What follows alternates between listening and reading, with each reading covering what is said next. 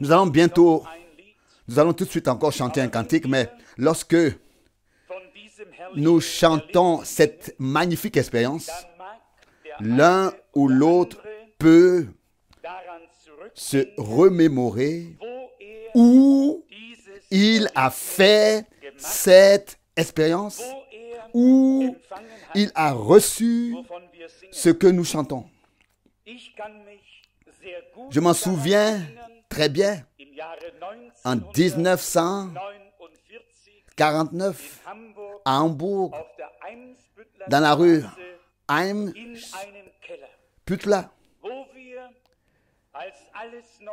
dans une cave où, alors que tout était encore en ruine, nous étions réunis avec des croyants de partout et cherchions la face de Dieu dans la prière. En 1949, il m'est arrivé de faire cette expérience avec Dieu. Et je crois que l'un et l'autre savent le jour, l'heure et le lieu où cela s'est produit. S'il y a encore parmi nous quelqu'un qui ne sait pas et qui n'a pas la certitude, que ce soit ce jour-là, que ce soit alors ce jour-là, aujourd'hui, où il reçoit cette attitude, où il fait l'expérience. Je ne prêcherai pas aujourd'hui. Aujourd'hui, je vais seulement lire la parole de Dieu pour édifier et renforcer la foi. Et ensuite, nous passons à la prière. Le jour de la Pentecôte, Pierre n'a prêché qu'après l'effusion du Saint-Esprit. Pas avant, mais après. Et si nous voulons suivre le modèle biblique, alors nous allons d'abord méditer la parole de Dieu, nous rappeler les promesses et les porter dans notre cœur, puis nous nous mettrons d'un commun accord dans la prière. Combien croient que Dieu s'en tient encore aujourd'hui à sa parole? Amen. Amen. La parole de Dieu reste éternellement vraie. Toute promesse est oui et amen. En Jésus-Christ, notre Seigneur.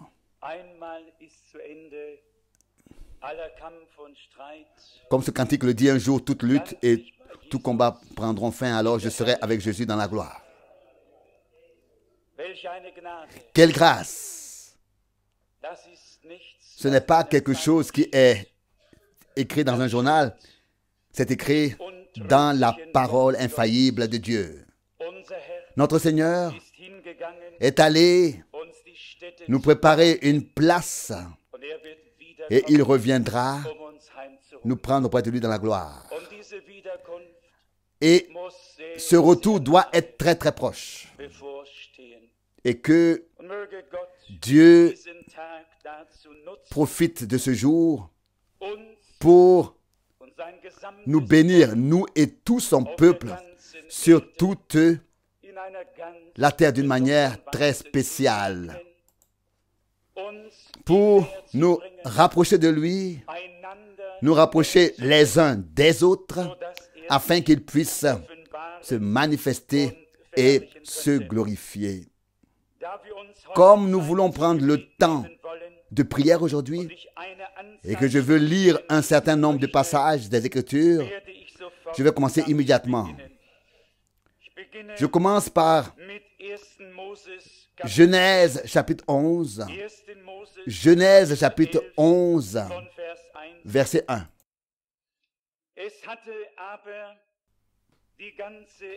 Toute la terre avait une seule langue et les mêmes mots.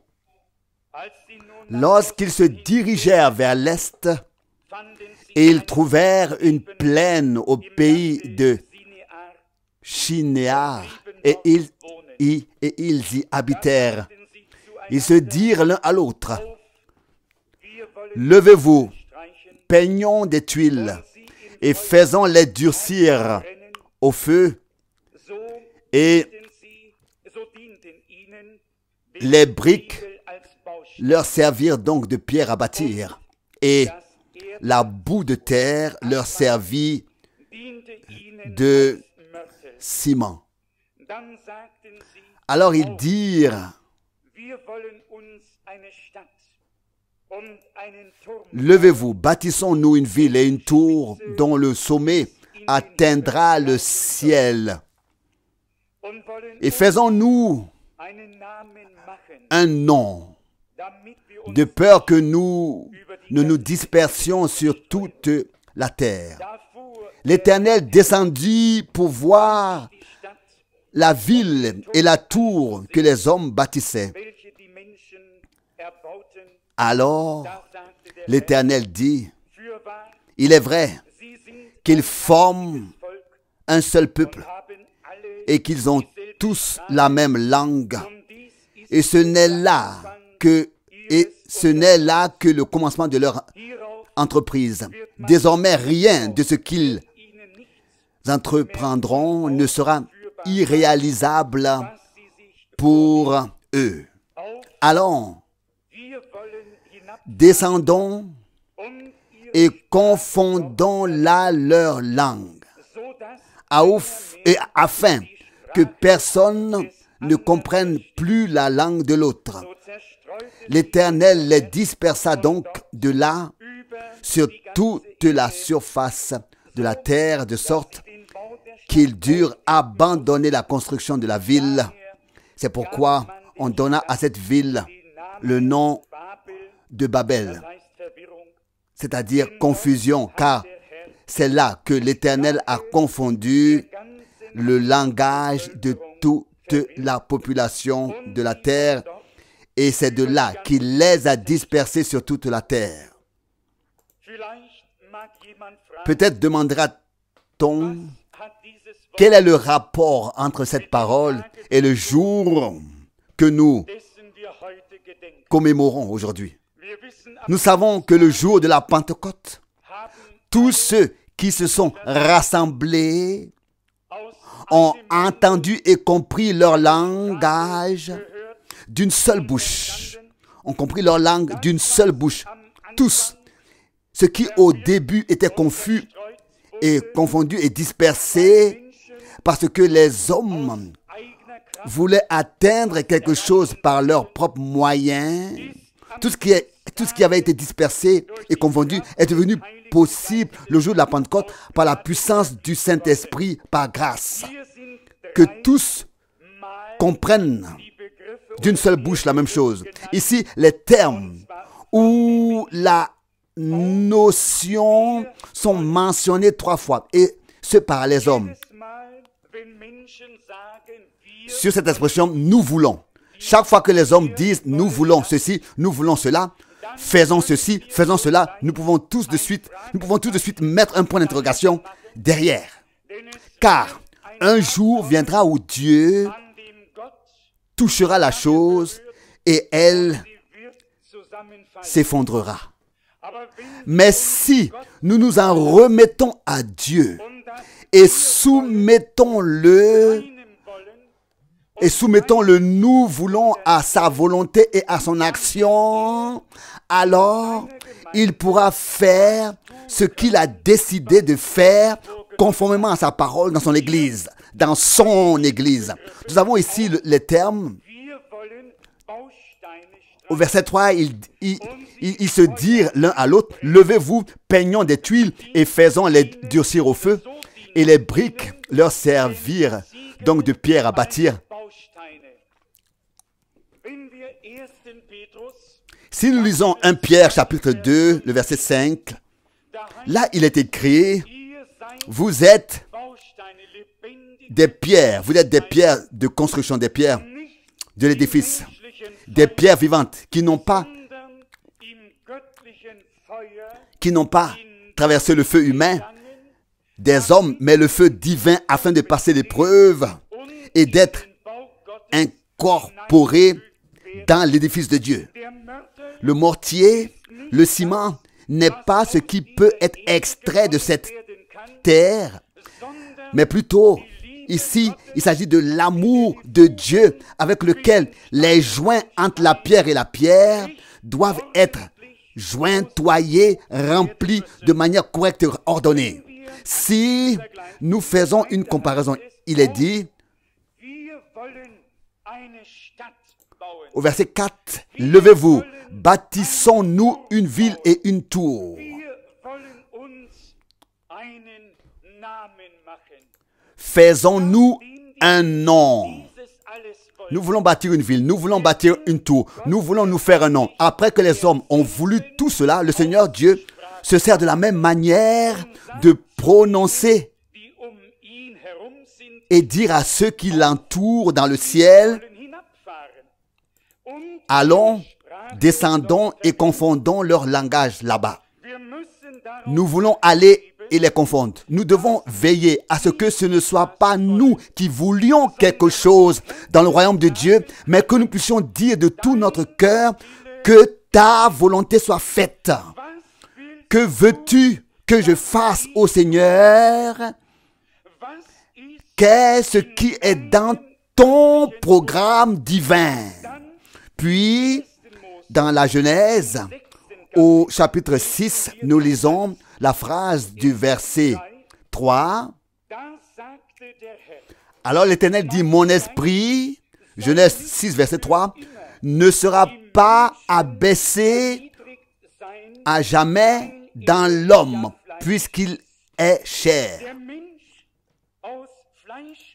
L'homme de chair et de sang n'a pas par lui-même la possibilité de donner toute la place réellement à l'Esprit de Dieu, à moins que Dieu ne fasse en nous l'œuvre de sa grâce. En ce qui concerne ce jour, je voudrais lire dans Lévitique, donc ce jour de la Pentecôte, je voudrais lire dans Lévitique chapitre 23, du verset 9, ensuite du verset 15. Donc, du verset 15, ici, il y a la description du jour de la Pentecôte selon l'Ancien Testament. Du verset 9 d'abord. Lévitique chapitre 23, du verset 9. L'Éternel donna encore cet ordre à Moïse. Fais connaître aux Israélites les ordonnances suivantes. Quand vous serez entrés dans le pays que je vous donne et que vous y ferez la moisson, vous apporterez au sacrificateur les premières gerbes de votre moisson. Celui-ci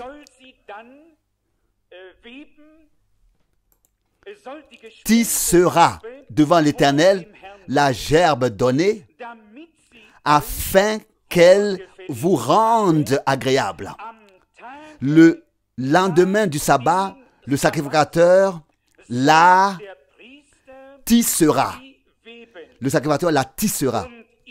Vous offrirez en holocauste à l'Éternel le jour où vous ferez tisser la gerbe, un agneau d'un an sans défaut. Jusqu'ici, pour cette précieuse parole de Dieu. Donc, si nous prenons l'Ancien Testament comme base pour le Nouveau, nous devons reconnaître la réalité ou la réalisation dans le Nouveau Testament à partir des ombres de l'Ancien Testament, des images, des symboles de l'Ancien Testament, et cela les reconnaître dans leur réalisation, dans leur réalité dans le Nouveau Testament. L'une est la gerbe des prémices tissées devant la face de Dieu. Mais l'autre est le pain des prémices. Et je voudrais maintenant lire le verset 15 du Lévitique.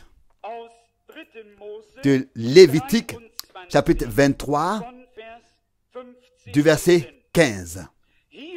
Vous compterez 7 semaines à partir du lendemain du sabbat, du jour où vous aurez apporté la gerbe de blé tissé. Ce seront des semaines entières, jusqu'au jour qui suit le 7e sabbat. Vous compterez 50 jours, puis vous présenterez à l'Éternel une offrande de blé nouveau. Vous présenterez de vos demeures, 2 pains tissés, faits de 2 dixièmes des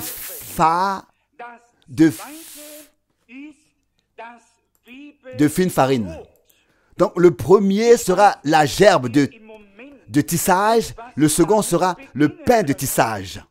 La gerbe tissée et le pain tissé. Je ne sais pas si nous pouvons commencer à comprendre cela, mais nous trouvons ici l'intervalle entre Golgotha et l'effusion du Saint-Esprit à la Pentecôte.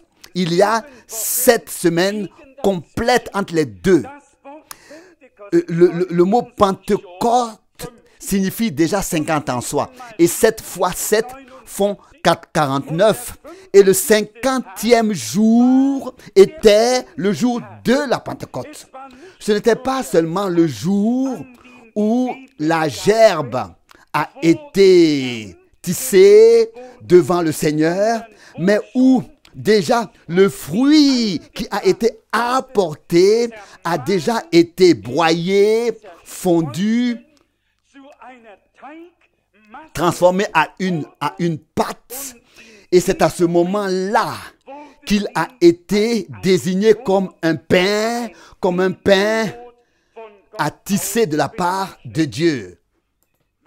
Si nous considérons que même le tissage d'une gerbe, et certains connaissent l'agriculture, quand on plante une gerbe, on ne les tisse pas l'une dans l'autre, on les lie. Et elles étaient autrefois plantées, aujourd'hui on les bat immédiatement. Mais la première gerbe était tissée les unes dans les autres. Tout le monde sait ce que tisser veut dire. Ton costume est tissé. Tissé l'un dans l'autre.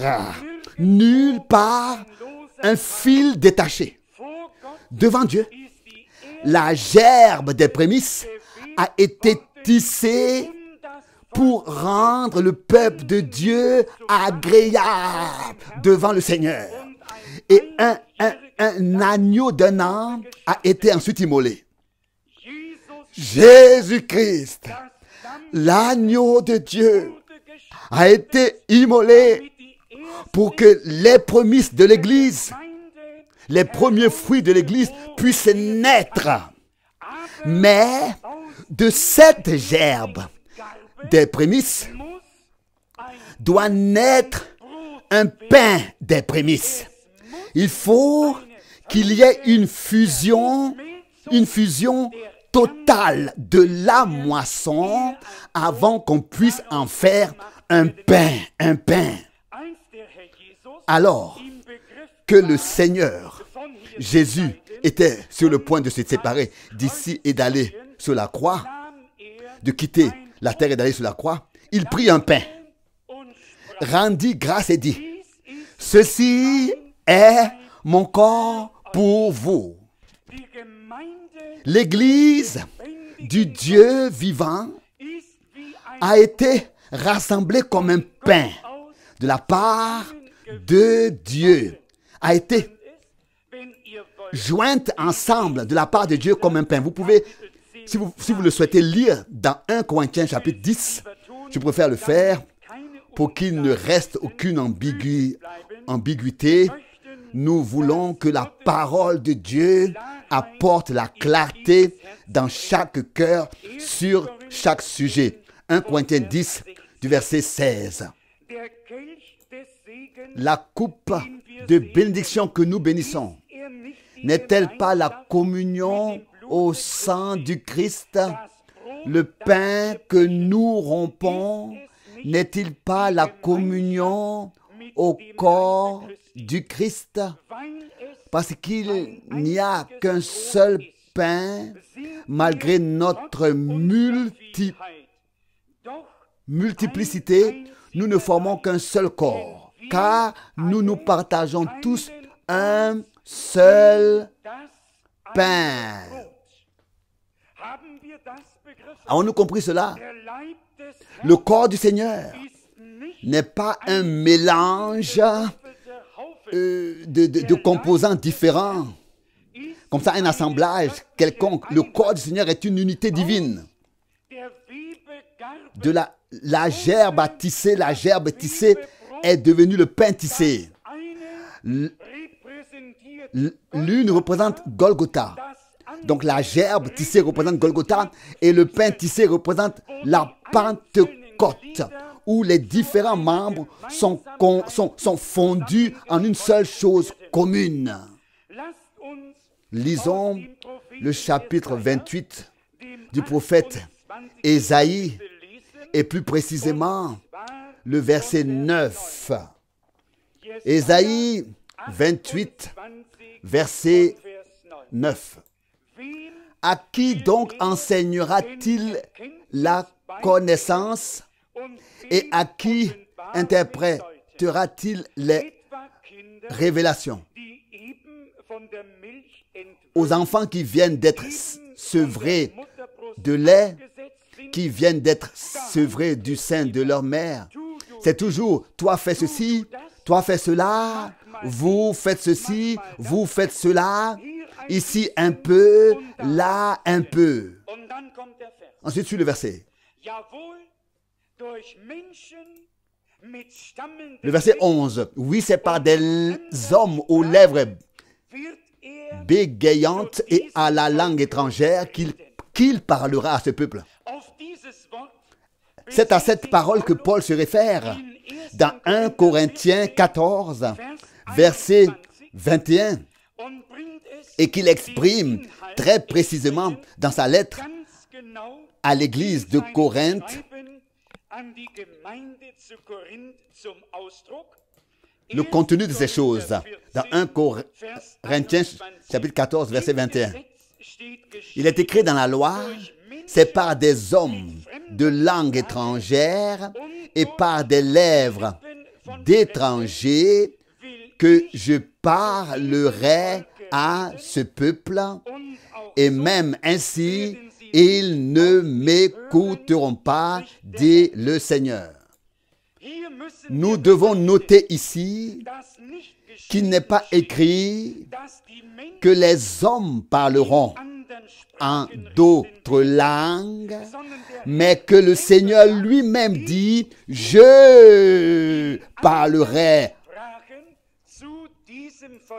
en d'autres langues à ce peuple. Mais Dieu a besoin d'une bouche. Dieu se servira de ta bouche et de la mienne pour cela, comme il s'est servi de la bouche de ses serviteurs et de ses prophètes dès le commencement. Mais ce n'est pas toi et moi qui devons être ceux qui parlent. Non, c'est le Seigneur lui-même qui doit être celui qui parle par l'inspiration du Saint-Esprit. Car c'est ainsi qu'il est écrit, je parlerai à ce peuple.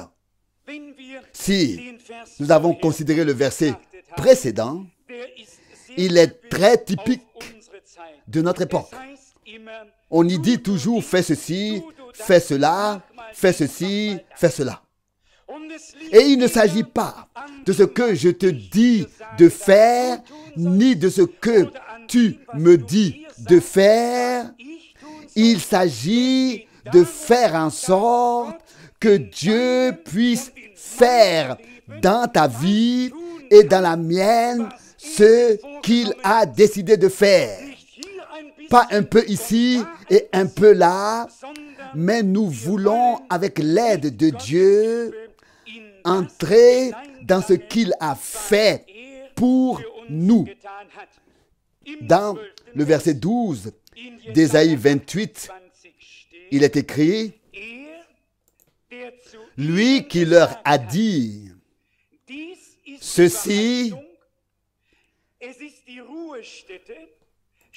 est le lieu de repos, donnez du repos à ceux qui sont fatigués, et ceci est le lieu de repos. Mais ils n'ont pas voulu écouter. Si nous comparons cela avec Hébreux chapitre 4, il y est écrit, il y a du repos, il y a un repos pour le peuple de Dieu. Peut-être lisons-nous les Écritures autant que possible aujourd'hui. S'il vous plaît, Hébreux, lisons plutôt Hébreux chapitre 4, verset 1.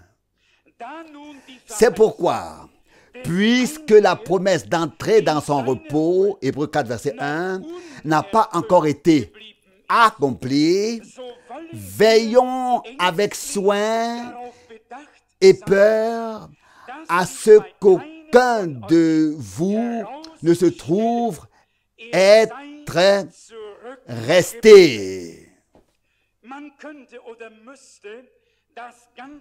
On pourrait ou devrait lire tout le chapitre, mais nous voulons passer à d'autres passages bibliques afin de présenter à nos yeux une multitude de pensées en rapport avec l'effusion du Saint-Esprit. En rapport avec l'effusion du Saint-Esprit. Dans Ésaïe 28, à partir du verset 16, nous lisons maintenant. C'est pourquoi, Ésaïe 28, verset 16, c'est pourquoi le Seigneur Dieu a dit, sachez-le, c'est moi qui pose un fondement en Sion, une pierre éprouvée, une pierre angulaire, précieuse, solide comme le roc. Celui qui croit ne sera pas confus. L'avons-nous tous entendu ou lu? L'Éternel, notre Dieu, a posé une pierre angulaire. Et celui qui place sa confiance en lui ne sera pas confus.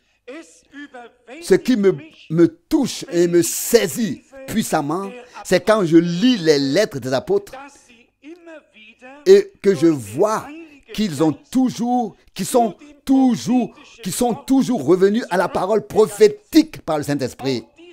Nous pouvons également lire cette partie très clairement dans 1 Pierre, chapitre 2, au verset 6.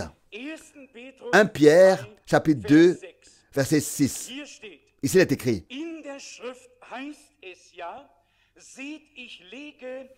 Car l'Écriture dit, voici que je pose en Sion une pierre choisie, une pierre d'angle, précieuse, et quiconque met sa confiance en lui ne sera jamais confus, confondu. Aujourd'hui, s'il vous plaît, mettons notre confiance en lui. Et comme il est écrit, nous ne serons pas déçus. Il s'agit en effet d'une pierre angulaire éprouvée, c'est-à-dire une pierre angulaire qui a subi toutes les épreuves, qui les a surmontées, qui est sortie victorieuse de toutes les tentations. Une pierre angulaire éprouvée, qui est solide comme un roc.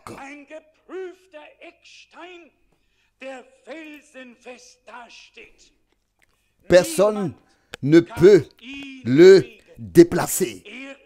Il est le rocher qui reste immobile pour l'éternité. Mais retenez bien cette parole.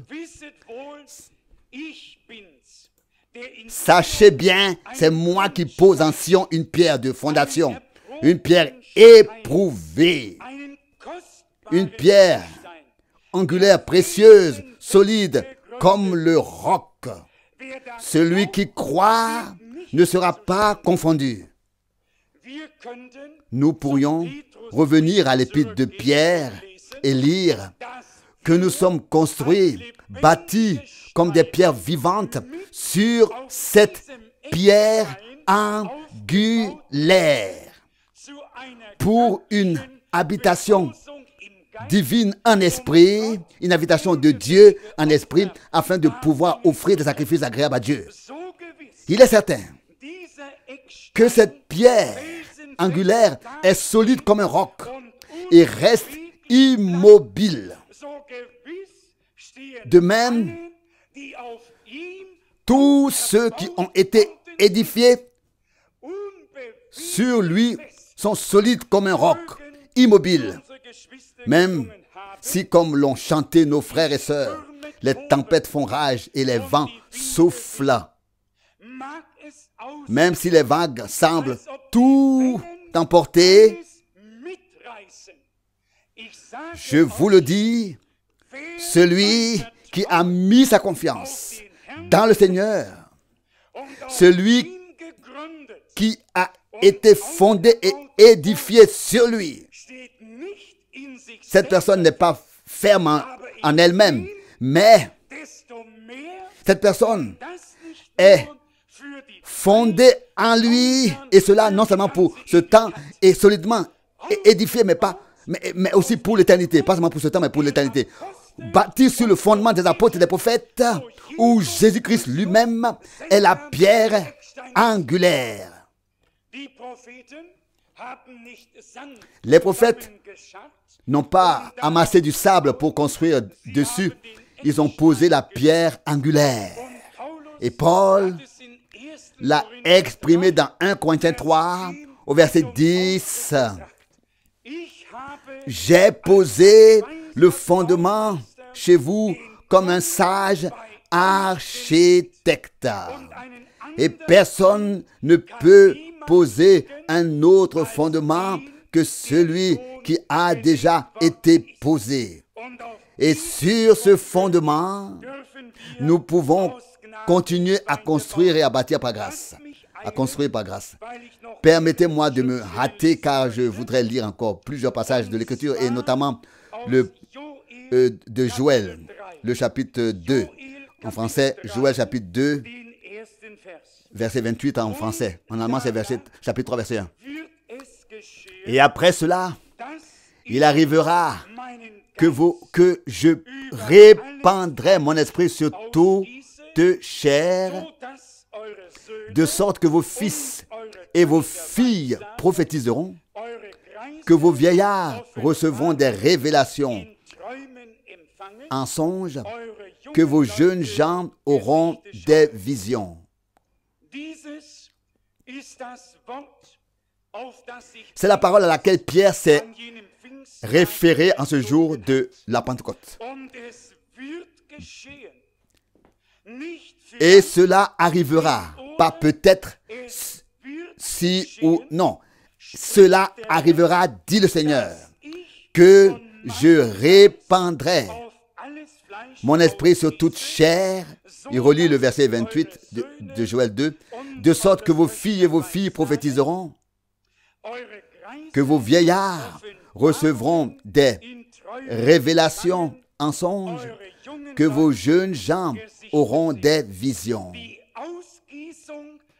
L'effusion du Saint-Esprit est un acte surnaturel de Dieu. Et cet acte surnaturel de Dieu a un effet surnaturel dans ta vie et dans la mienne. Il ne peut en être autrement. Lorsque l'Esprit est venu sur les prophètes, ce ne sont pas eux qui ont parlé, mais Dieu qui a parlé par eux. Lorsque l'Esprit est venu sur l'Église du Nouveau Testament, ce n'est pas Pierre qui a parlé, mais l'Esprit de Dieu à travers Pierre a pu parler à travers Pierre. Donc, si Aujourd'hui, nous sommes réunis ici au nom du Seigneur. Ce n'est pas pour célébrer une Pentecôte passée ou pour regarder vers l'avenir à la recherche d'une Pentecôte, mais simplement pour dire dans notre cœur, ô Dieu, ce jour est le jour que tu m'as destiné. Aujourd'hui, je lève les yeux vers la croix à Golgotha. Aujourd'hui, j'accepte ma rédemption totale selon l'esprit, l'âme et le corps. Aujourd'hui, je me mets à ta disposition comme un temple du Saint-Esprit. Remplis-moi de ton Saint-Esprit et confirme ta parole. Et je vous le dis, que si nous le faisons d'un commun accord dans la foi, les cieux seront ouverts et l'Esprit de Dieu descendra sur nous tous. Je poursuis ma lecture. Zacharie 4, verset 1. Alors l'ange qui parlait avec moi revint et me réveilla comme celui qu'on réveille de son sommeil. Il me demanda, que vois-tu? Je répondis, je vois un chandelier tout en or, avec un réservoir d'huile à son sommet, et 7 lampes qui y sont fixées, et 7 conduits de coulée pour les lampes qui y sont fixées. Voilà jusqu'ici cette parole. Ici, l'Église du Nouveau Testament a déjà été montrée aux prophètes de l'Ancien Testament comme le chandelier d'or à 7 branches, avec le réservoir d'huile au-dessus de ces 7 lampes et de cet unique réservoir d'huile sortaient 7 tuyaux de coulée et chaque tuyau était dirigé vers l'une des 7 lampes. Une référence aux 7 âges de l'Église par lesquels l'Église du Nouveau Testament est passée. Nous vivons dans l'âge du Saint-Esprit. Et si nous avons compris ce que Dieu a fait et révélé par le ministère de Frère Branham, alors nous connaissons même les 7 étoiles qui étaient dans la main droite du Seigneur. Et lorsque nous lisons ici dans Zacharie 3, au sujet des 7 esprits, peut-être devrais-je le faire à l'instant, au sujet des 7 yeux, Zacharie 3, du verset 9. Car voici la pierre que j'ai placée devant Josué. Sur cette seule pierre, 7 yeux sont fixés. Sur cette pierre, je graverai moi-même maintenant son inscription. C'est la déclaration de l'Éternel des armées. Et j'effacerai en un jour la culpabilité de ce pays. C'est ce qu'il a fait sur la croix à Golgotha. En un seul jour, il a effacé par l'offrande de son corps en sacrifice les fautes. Il les a ôtées et effacées. Et s'il est question ici de 7 yeux, nous pourrions aller au chapitre 4 de l'Apocalypse, où Il est alors question des 7 esprits de Dieu. Mais restons-en à ce sujet. Ici, lisons le verset 10 de Matthieu 3. Matthieu 3, verset 10. Mais déjà la hache est mise à la racine des arbres, et tout arbre qui ne produit pas de bons fruits sera coupé et jeté au feu. Je vous baptise d'eau seulement pour la repentance. Mais celui qui vient après moi est plus fort que moi. Et je ne suis pas assez bon pour lui ôter ses souliers. Il vous baptisera du Saint-Esprit et du feu. Donc nous voyons que dans l'Ancien Testament, on mettait les briques dans le feu, c'est-à-dire dans le four, pour qu'elles deviennent solides, pour qu'elles résistent aux intempéries, pour qu'elles puissent résister à tout ce qui pourrait arriver. Dans le Nouveau Testament, nous lisons ici que le Seigneur Jésus baptise avec l'esprit et le feu. L'esprit et le feu vont de pair. Et si nous comprenons ce que Jean dit ici, moi, je vous baptise d'eau seulement pour la repentance. Mais celui qui vient après moi vous baptisera d'Esprit Saint et de feu. Donc, si nous allons tout de suite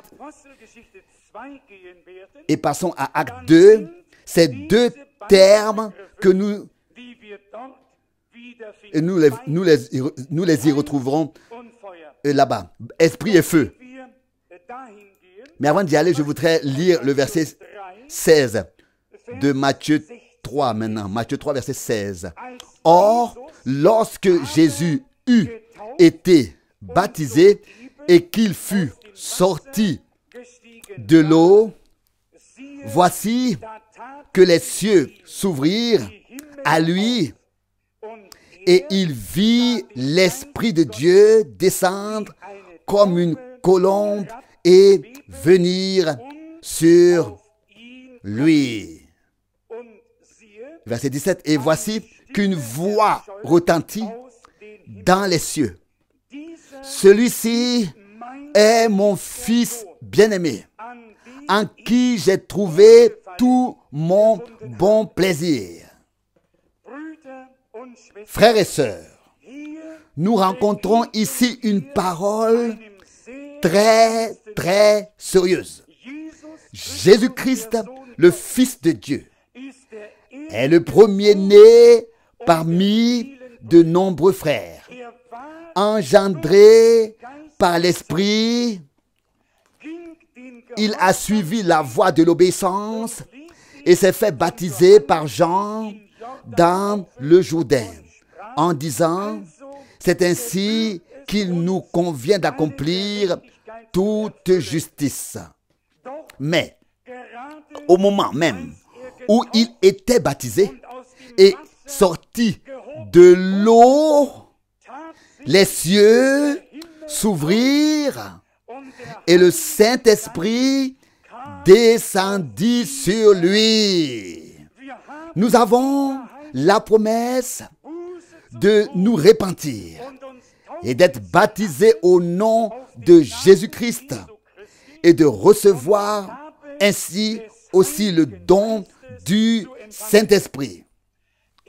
Ce n'est qu'après cela qu'il est écrit, et voici qu'une voix retentit dans les cieux.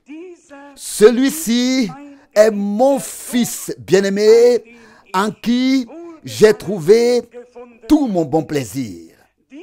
Cette voix n'a pas retenti immédiatement après le baptême d'eau, mais après la descente du Saint-Esprit.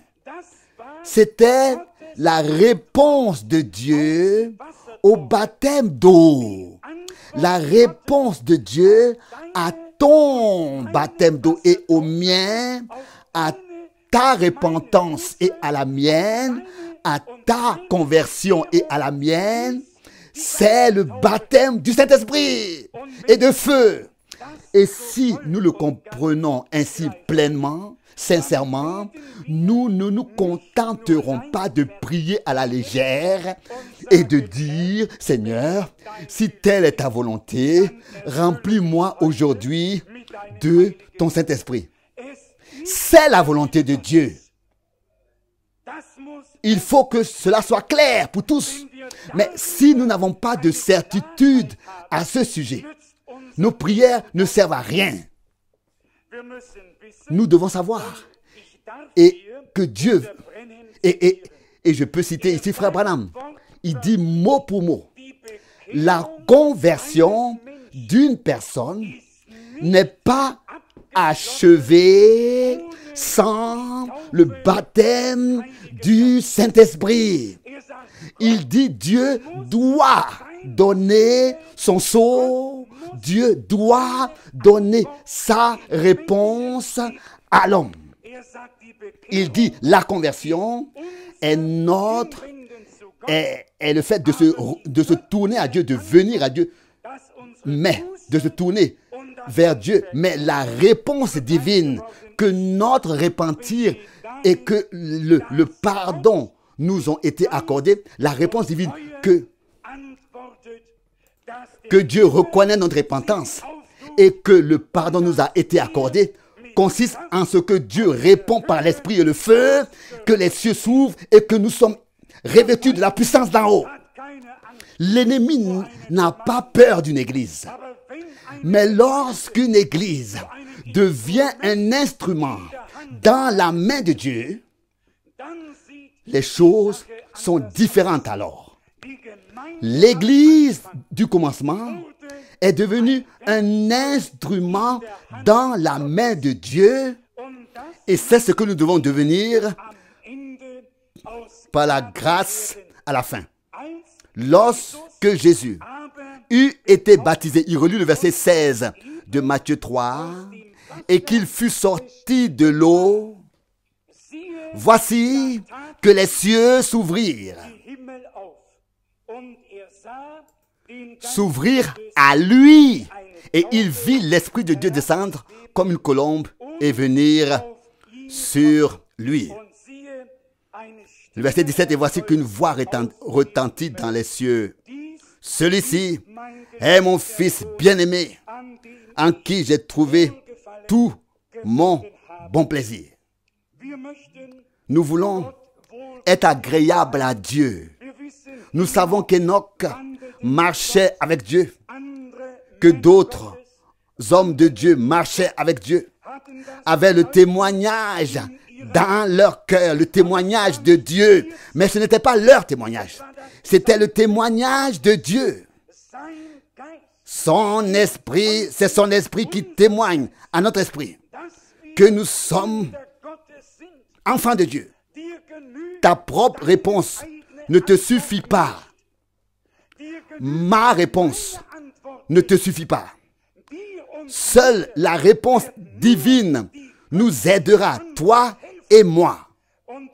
Et dans ce cas, la réponse divine ne consiste pas en des paroles, en des mots, mais en des actes, en l'accomplissement de ce que le Seigneur a promis. Dans Luc, chapitre 12, verset 49, il est écrit, Luc 12, 49, « Je suis venu apporter un feu sur la terre. Je suis venu apporter un feu sur la terre, et que pourrais-je souhaiter de mieux que de le voir déjà allumé. » Ici, avant ses souffrances, le Seigneur Jésus parle du feu qu'il voulait allumer sur la terre.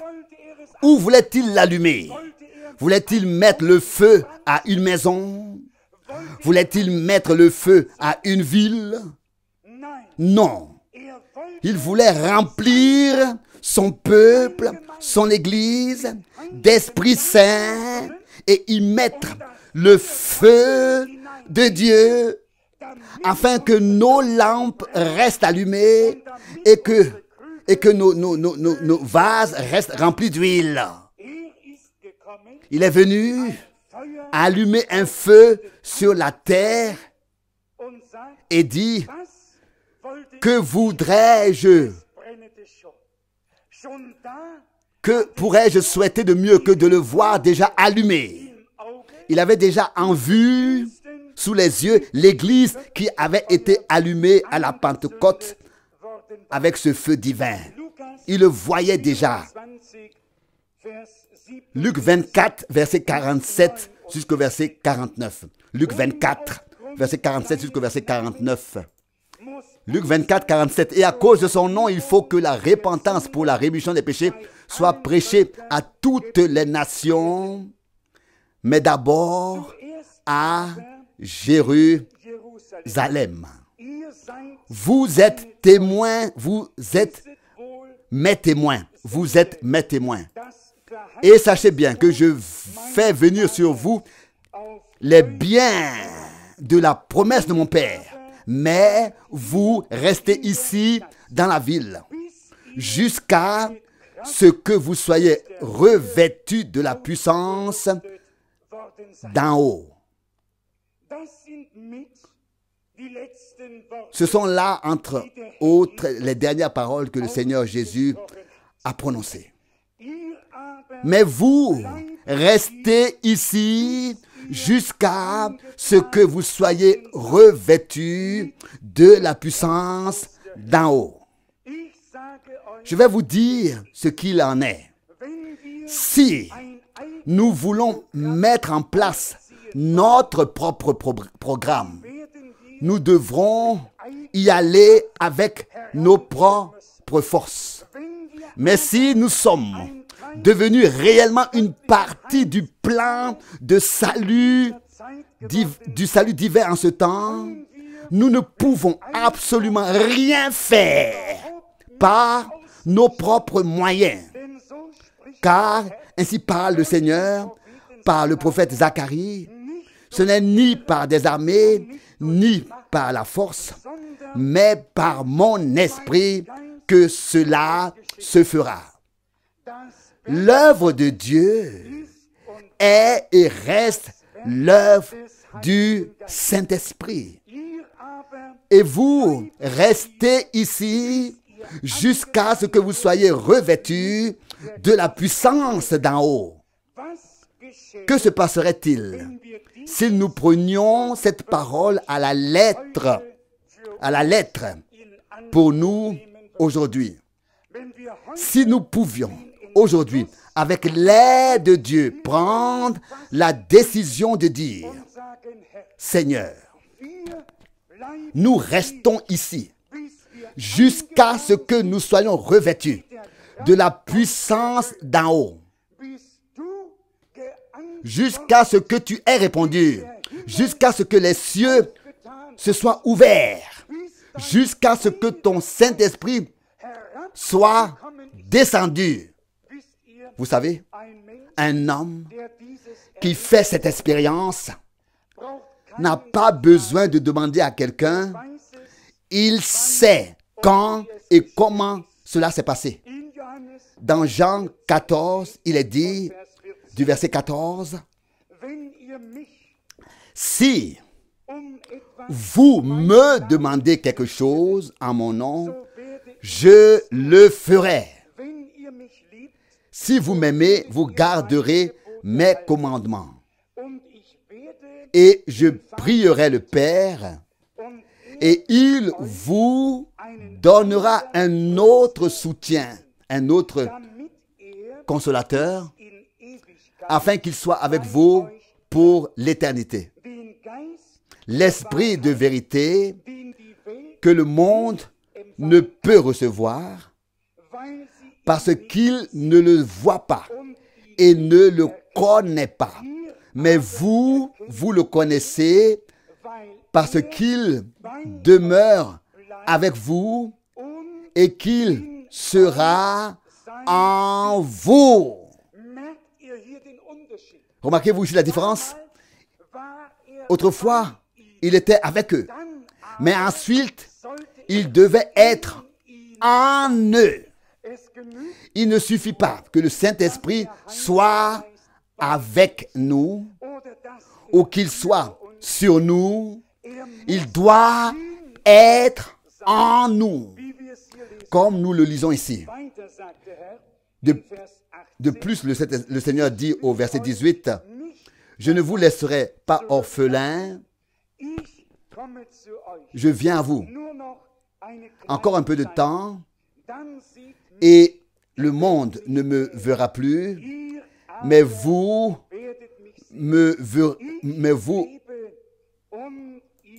me voyez, je vis et vous vivrez aussi. En ce jour-là, vous connaîtrez que je suis en mon Père et que vous êtes en moi et que je suis en vous. Oh, quelle parole merveilleuse! Je ne vous laisserai pas orphelin.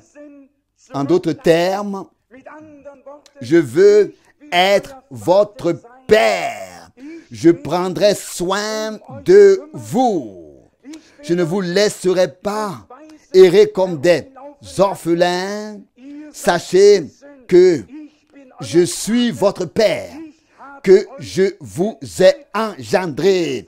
Vous êtes mes fils et mes filles. Je mettrai mon esprit en vous. Et cet esprit criera, Abba, Père.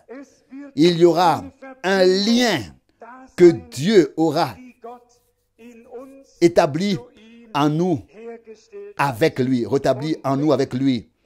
Et si le consolateur est venu, pourquoi le mot consolateur? On peut y réfléchir longuement.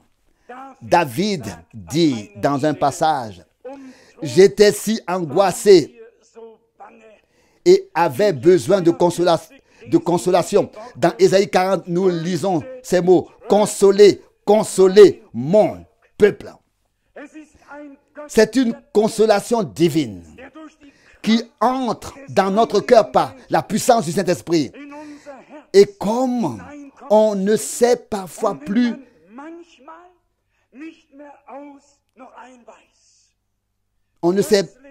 ce qui devrait arriver et comment faire les choses. Soudain, on devient silencieux et le consolateur est proche et il est là. Et une consolation divine nous vient. Comme un fleuve qui s'écoule du sanctuaire de Dieu. Le consolateur. Le Seigneur dit, dans le monde, vous avez peur. Mais prenez courage. J'ai vaincu le monde. Il dit, je suis vivant et je vis et vous vivrez aussi et vous devez vivre. Frères et sœurs, reconnaissons-nous le plan divin du salut. Certaines prédications de Frère Branham sont très profondes. Et dans l'une de ces prédications, je ne sais pas si elle a déjà été envoyée, Frère Branham dit, nous étions déjà en Dieu avant la fondation du monde. Mais ce n'est que lorsque Dieu est venu dans la chair et que nous sommes apparus dans la chair que la rédemption a pu avoir lieu. Nous étions en Christ quand il a été crucifié. Nous étions en Christ lorsqu'il a été enseveli. Nous étions en Christ lorsqu'il est ressuscité d'entre les morts. De même qu'Ève était en Adam dès le commencement. De même, l'Église épouse du Seigneur a été en lui dès le commencement. La chair, donc chair de sa chair, esprit de son esprit. nés de nouveau pour une espérance vivante. Et c'est pourquoi il est écrit, il n'a pas eu honte de nous appeler ses frères. Car ainsi est-il écrit, je ferai connaître ton nom à mes frères. Lui, le premier-né d'une multitude de frères, le ciel s'est ouvert au-dessus de lui. Et je vous le dis, depuis lors, le ciel est ouvert. Le ciel est ouvert et l'Esprit de Dieu se répand sur tous ceux qui s'ouvrent. Permettez-moi de lire encore brièvement Jean 15, du verset 26.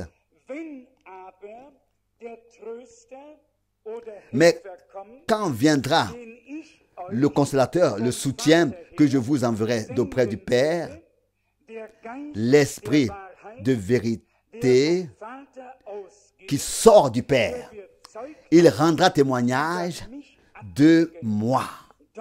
Mais vous aussi, vous êtes mes témoins, car vous avez été avec moi dès le commencement. Nous sommes ses témoins. Nous n'avons pas été ajoutés par hasard, mais nous avons été inclus dès le début dans le plan de salut de Dieu. Nous appartenons à Dieu pour le temps et pour l'éternité. Et c'est pourquoi nous sommes nés de nouveau pour une espérance vivante, parce que nous sommes la semence divine. J'espère que nous le comprendrons. J'espère que nous le comprendrons et que nous le comprenons. Je poursuis ma lecture du chapitre 16, dans Jean 16, verset 6 maintenant. Mais parce que je vous ai dit ces choses, la tristesse a rempli votre cœur. Verset 7, donc Jean 16, verset 7 maintenant. Mais je vous dis la vérité, il est bon pour vous que je m'en aille.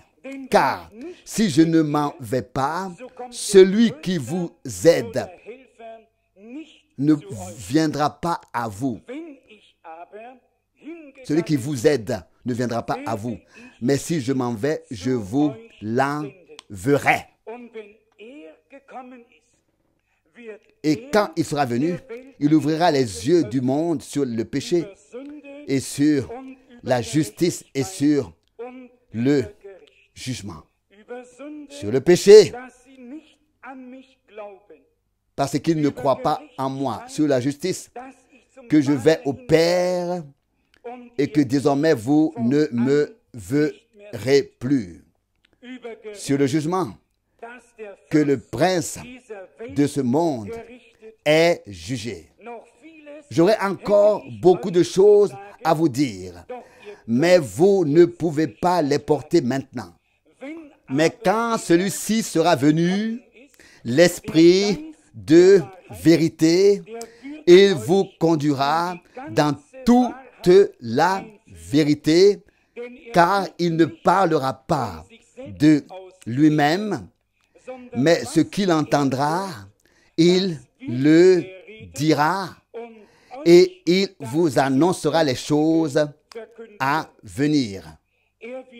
Il me glorifiera, car c'est de mes biens qu'il prendra et qu'il vous annoncera.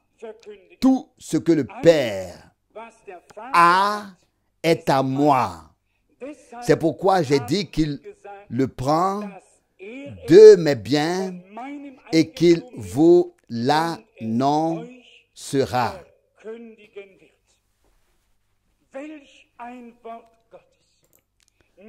Quelle parole merveilleuse de Dieu. Dieu n'a rien oublié. L'enseignement, l'annonce de ce qui est à venir, tout ce dont nous avons besoin, Dieu l'a prévu. Et si nous recevons ce qu'il a promis, nous ne manquerons de rien. Alors il nous enseignera, il nous convaincra de péché, il nous annoncera les choses à venir, il nous expliquera, il nous révélera Jésus, il nous consolera, il nous aidera, il nous guidera, conduira dans toute la vérité. Tout ce qui est écrit dans le contexte doit arriver et arrivera, même que nous recevrons de la puissance, comme il a dit, lorsque le Saint-Esprit vient sur nous, Maintenant, lisons Actes apôtres 2. Nous avons déjà étudié de nombreux passages bibliques. Actes, chapitre 2, du verset 1. Et prenons cela maintenant comme notre jour, comme notre expérience, comme l'heure où Dieu veut agir avec nous exactement comme il l'a fait autrefois. Il est dit ici, au verset 1, Actes apôtres 2, verset 1. Quand le jour de la Pentecôte fut arrivé, ils étaient tous ensemble dans un même lieu. Tout à coup, il s'éleva du ciel un bruit, comme celui d'un vent impétueux et puissant. Et il remplit toute la maison où il se trouvait. Des langues leur apparurent comme du feu, se divisant en petites flammes, et une se posa sur chacun d'eux. Ils furent tous remplis du Saint-Esprit et se mirent à parler en d'autres langues selon que l'Esprit leur donnait de s'exprimer. Nous avons ici l'effusion du Saint-Esprit sur l'Église primitive, sur nos frères et nos sœurs au commencement. Nos frères et sœurs du début. Jésus-Christ est le même hier, aujourd'hui et éternellement. Ce qu'il a fait au début, il doit le faire encore à la fin et il le fera encore à la fin. Mais nous devons être réunis d'un commun accord, unis dans la prière, au nom du Seigneur. La promesse doit être aussi vivante en nous qu'elle l'était alors qu'elle était autrefois dans les 120. Pour eux, ce n'était pas une chose que Pierre ou Paul avaient dite, mais qu'ils avaient entendu de la bouche du Seigneur après peu de jours. Restez à Jérusalem jusqu'à ce que vous soyez revêtus de la puissance d'en haut. Ils se souvenaient de Jean qui avait dit, « Moi, je vous baptise d'eau pour la repentance, mais celui qui vient après moi vous baptisera du Saint-Esprit et de feu. » Ils n'avaient rien d'autre en tête et dans leur cœur qu'une seule chose, être rempli du Saint-Esprit. Ils ne s'étaient pas réunis pour parler, mais pour être unis d'un commun accord devant la face de Dieu rassemblé. Et tout à coup, le bruit tumultueux est venu du ciel. Le bruit impétueux est venu du ciel. Je suis convaincu que la même chose peut se reproduire aujourd'hui. non pas parce que toi et moi sommes ici, mais parce que le Seigneur est ici et qu'il est lié à sa parole. Sa promesse qu'il a faite à son peuple au début, au commencement, est la même promesse qu'il a faite à son peuple à la fin. Il est dit ici, au verset 3, des langues leur apparurent comme du feu, se divisant en petites flammes, et une se posa sur chacun d'eux. Frères et sœurs, c'est dans la prière que ces gens ont cherché à trouver le lien avec Dieu. Et c'est de cette union, relation, liaison avec Dieu dans la prière et dans la foi, que la puissance du Saint-Esprit s'est répandue en eux. Et le feu de Dieu est descendu sur eux. Des langues leur apparurent comme séparées par le feu. Je l'ai souvent dit, non pas des yeux de feu, non pas des oreilles de feu, mais des langues comme séparées par le feu.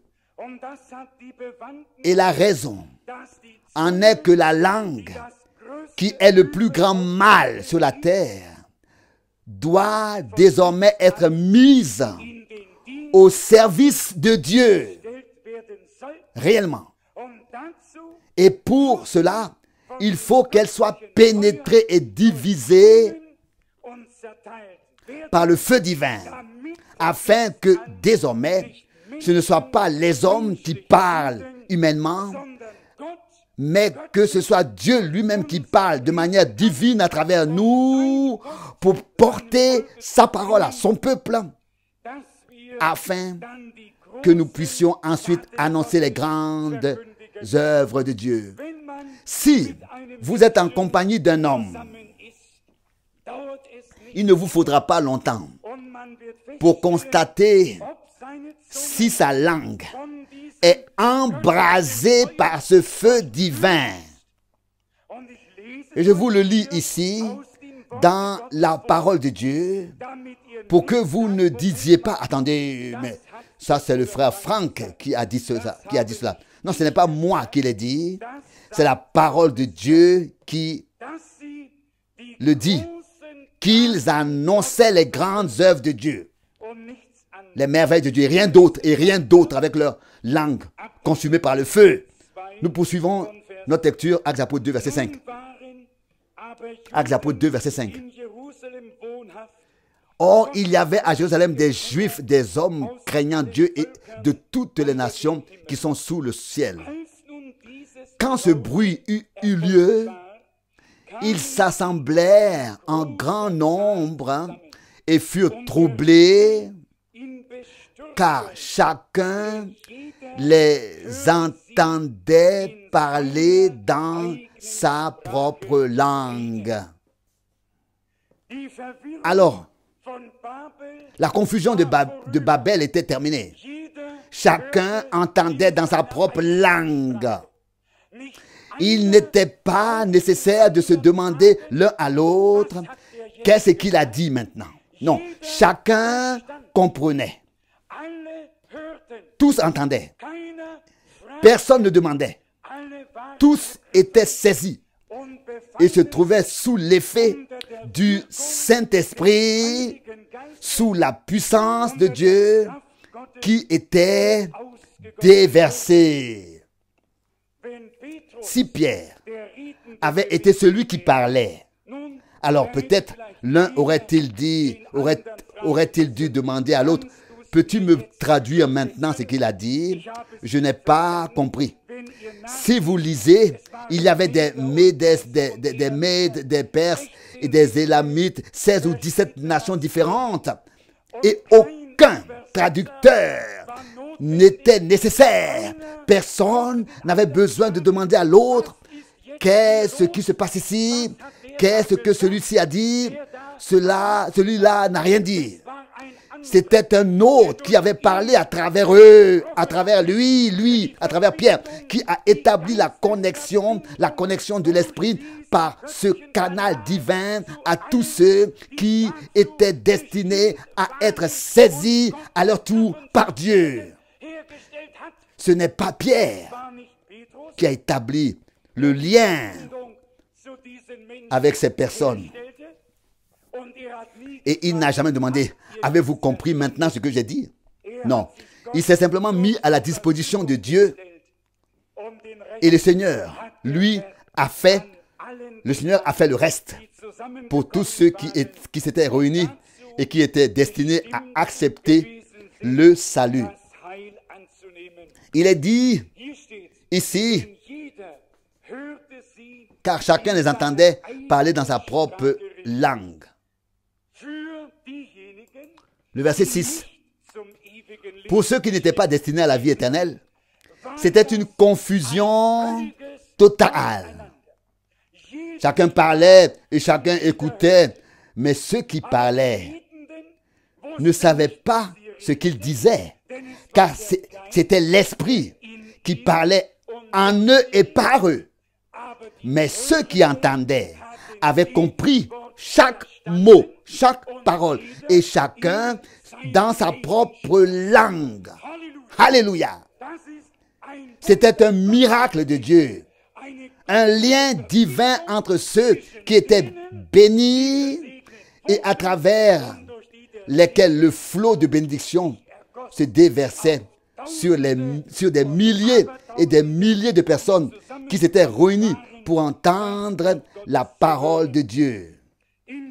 Au verset 7, nous lisons, « Alors tous furent saisis d'étonnement et demandèrent, le verset 7, et demandèrent, tous ces gens qui parlent, ne sont-ils pas de Galilée? Comment se fait-il donc que nous les entendions chacun parler dans notre propre langue, celle dans laquelle nous sommes nés? » Oh, quelle parole glorieuse! Aucun interprète n'était nécessaire, n'était demandé ou nécessaire. Chacun entendait ce qui était dit là par l'Esprit. Non pas dans la langue étrangère qu'il avait apprise, mais dans sa langue maternelle, dans la langue dans laquelle il était né. C'est une chose merveilleuse. Dieu est un Dieu original. Et sa langue est une langue originale.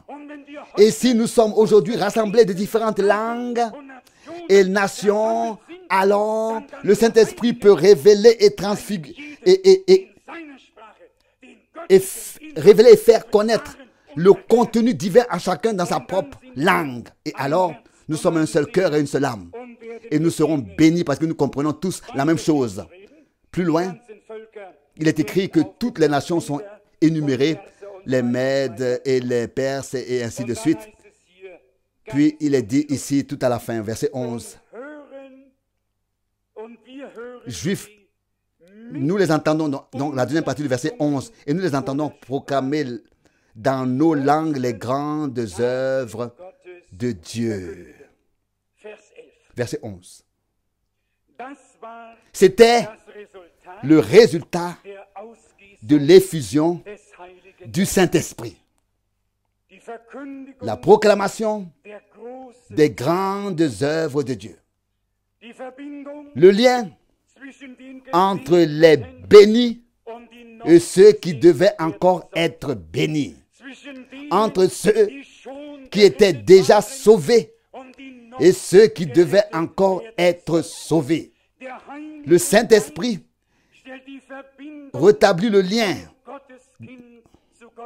d'enfant de Dieu à enfant de Dieu. Il ne s'agit pas d'un lien humain, mais d'un lien divin par le Saint-Esprit les uns avec les autres. Frères et sœurs, certains passages bibliques pourraient encore être lus.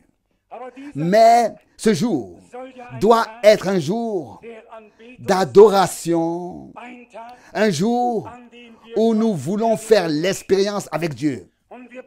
Et nous n'avons pas besoin de crier fort. Il nous suffit de parler à Dieu avec foi. Au jour d'Élie, il a dit aux prêtres de Baal, criez encore plus fort. Peut-être que votre Dieu dort. Mais notre Dieu est le gardien d'Israël. Il ne dort pas et ne sommeille pas. Il ne se fatigue pas et ne se lasse pas. Il a la puissance en abondance. Et la droite de l'Éternel est élevée. Et la droite de l'Éternel conserve la victoire. Même si toi et moi passons parfois par les profondeurs les plus basses, nous levons les yeux vers Dieu. Et ce n'est pas nous qui le retenons, c'est lui qui nous retient. Si nous devions le tenir, nous manquerions parfois de force. Mais lorsqu'il nous a saisis, il ne nous lâche plus. Nous savons en qui nous croyons. Nous savons qui nous a parlé en ce temps par sa parole révélée. Et nous savons que la fin doit devenir semblable au commencement. Seul Dieu peut nous rassembler, peut le faire et nous rassembler. Seul Dieu peut atteindre cet état, cette condition de l'Église et nous rassembler dans l'unité de l'Esprit de telle sorte que nous ne voyons et n'entendons rien d'autre et voyons personne d'autre que Jésus seul. Lui qui, pour nous, a saigné, a versé son sang sur la croix à Golgotha. Lui qui a dit, je t'ai toujours aimé. Je t'ai racheté. Je t'ai appelé par ton nom. Tu es à moi. Ne laissez aucun doute vous envahir. Que Dieu ait mis la foi dans nos cœurs à cette heure. Et comme je l'ai souvent souligné, la parole de Dieu est crédible, est digne de foi, est digne qu'on la croie. La parole de Dieu est oui et amen. Et nous nous plaçons ensemble sur les promesses de la parole de Dieu et demandons ensemble le baptême du Saint-Esprit. Combien peuvent croire de tout cœur que Dieu peut le faire aujourd'hui? Cela fait beaucoup de mains. Maintenant, encore une question. Combien peuvent croire qu'il le fera? Amen. Amen, c'est nécessaire. Dieu est Dieu. J'ai encore un certain nombre de passages bibliques, mais le temps est bien avancé. Le temps est bien avancé. Il est écrit pendant que Pierre parlait encore de cette manière, le Saint-Esprit tomba. Après la Pentecôte, nous n'avons plus besoin d'attendre. Maintenant, c'est Dieu qui attend que nous venions à lui dans la foi pour qu'il puisse nous remplir et nous combler. Golgotha, la résurrection, la montée au ciel, la Pentecôte sont des événements de l'histoire du salut qui ont eu déjà lieu et qui sont à notre disposition dans toute leur signification à toi et à moi. Depuis Dieu, donc de la part de Dieu. Dans la foi, nous pouvons les recevoir et y pénétrer. Et vous verrez que Dieu se penchera vers nous. Il y a une autre demande que nous aimerions lui adresser. Seigneur, apprends-nous à prier. Apprends-nous à prier. Apprends-nous par ton esprit à exprimer devant toi dans la prière ce qui entraînera ta réponse. Que nous puissions trouver aujourd'hui une union intime avec Dieu, une communion d'esprit avec lui et entre nous les uns avec les autres. Et que nous demandions et disions pour chaque frère et prions pour chaque sœur, Seigneur, pardonne tout. Et couvre-le de ton sang précieux et saint. Ne te souviens plus de la faute et du péché. Lave-nous plus blanc que la neige. Et dites tranquillement, Seigneur, nous avons été baptisés d'eau. Mais aujourd'hui, nous sommes ici pour être baptisés par toi. Et le Seigneur ne baptise pas avec de l'eau. Il baptise avec le Saint-Esprit et avec le feu. Alléluia. Loué soit son merveilleux nom et glorieux. Mais nous devons nous ouvrir devant Dieu, dans la prière, venir à lui. Et cela dans la foi totale. Et nous sommes convaincus qu'il répond aujourd'hui encore. Loué soit son saint nom. Il est un Dieu vivant. Pouvez-vous imaginer qu'il fasse une promesse et qu'il se retire ensuite pour nous décevoir? Jamais. Au grand jamais. Non. Toutes les promesses de Dieu sont oui et amen par Jésus-Christ notre Seigneur. Et elles s'accomplissent dans ta vie et dans la mienne. Et elles s'accompliront dans ta vie et dans la mienne. C'est notre souhait. C'est notre souhait commun. Seigneur, enlève tout Babel. Enlève tout. Les propres mortiers, ciment. Enlève toutes les propres pierres. Enlève tout ce qui est lié au nous voulons, je veux, faisons ceci, faisons cela. Et que nous puissions comprendre que notre Seigneur dit, je bâtirai mon église. Et les portes de l'enfer ne prévaudront pas contre elle. Tout comme autrefois, la ville et la tour de Babel, de personnes qui étaient, par des personnes qui étaient religieuses. Oui, leur but était d'aller au ciel, n'est-ce pas? Mais ils voulaient le faire à leur manière. Ils voulaient construire. Nous voulons. Bâtissons. Faisons ceci. Faisons-nous un nom. Mais ensuite, Dieu a mis fin à la volonté humaine, aux activités humaines. Il a renversé la tour. Il a confondu les langues. Et il les a dispersés. De nombreux dispersés étaient rassemblés à Jérusalem. Et tous entendaient chacun dans leur propre langue. Entendaient leur langue. Ils entendaient les grandes œuvres de Dieu dans leur langue. Les premières pierres vivantes ont été assemblées pour former la maison de Dieu en esprit. Et le ciment était l'amour divin répandu dans nos cœurs par le Saint-Esprit. C'est ce qui nous maintient ensemble. Que Dieu fasse de ce jour un vrai jour de Pentecôte. Cela est ma prière. Au nom de Jésus. Amen.